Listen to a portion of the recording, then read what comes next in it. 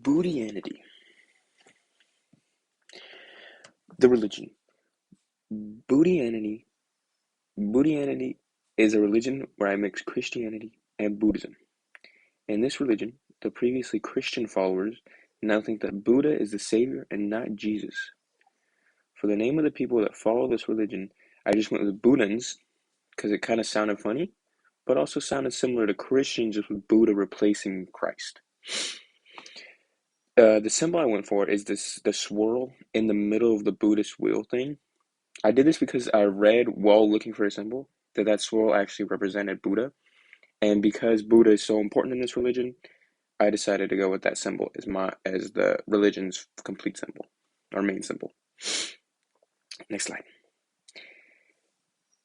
For the core beliefs, I still have the main God as the Christian God. It's still monotheistic for that reason.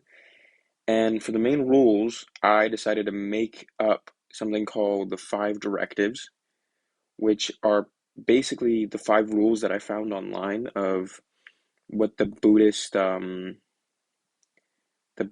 people follow. And I remember it from our book, so that was pretty cool. And so the 5 directives are just the four little commandments that I circled there. Thou shalt not kill, thou shalt not commit adultery, thou shalt not steal, and then thou shalt not lie, plus do not do intoxicants. So the 5 directives are like the main ones that I basically said Buddha said these are the commandments to follow.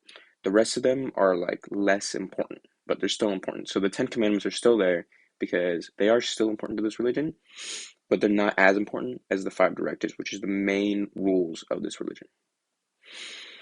So for worship, the place or main holy places, I have Jerusalem and I have Bodh Gaya, which is I think how you say that. I'm actually not sure.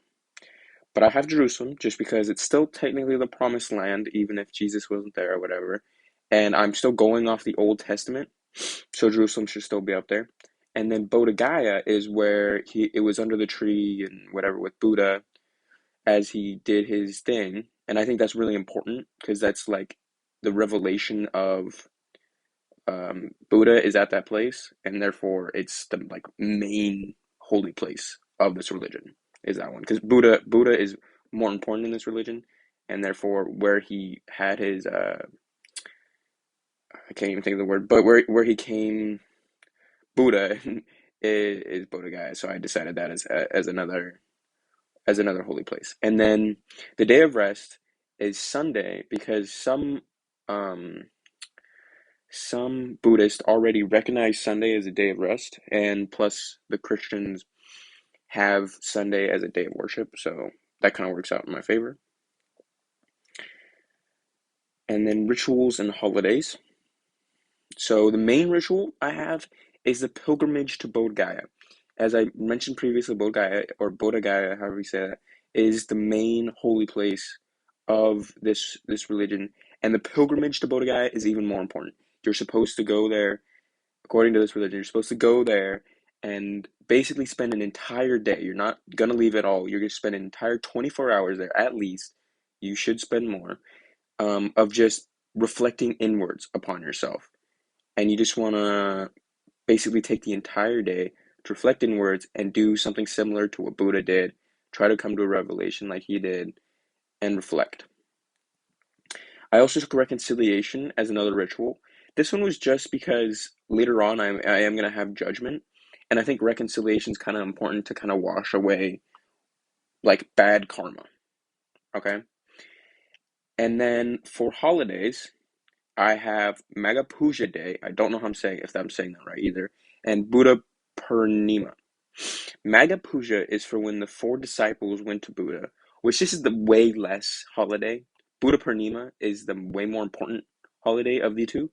But Maga Puja Day is still like a holiday of this religion, and but it's less, okay? But it's when the 4 disciples went to Buddha.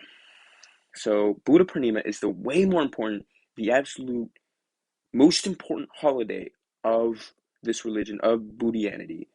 And it's when Buddha was born. It's basically like Christmas, but for this religion, and it is extremely important. It's even more important than Christmas is to Christianity, Okay, it's not just a day where you give gifts. You have to do something extremely important.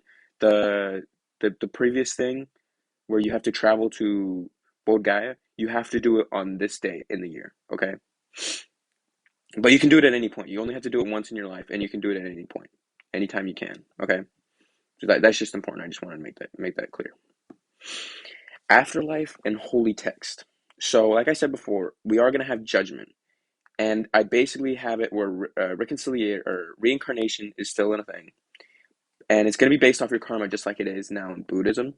But you're going to have a judgment day where you're building up all this karma to get to there. And then reconciliation washes away some of that bad karma, and any rituals and like participating in the religion also gets you higher karma, stuff like that. And then for the holy text, I put the testaments because I still have the Old Testament, and I thought I was going to do the New Testament, but like the Buddha version of it. But I decided to just say another main book that's completely about Buddha, and I couldn't find exactly what I wanted for like a book that's completely about Buddha.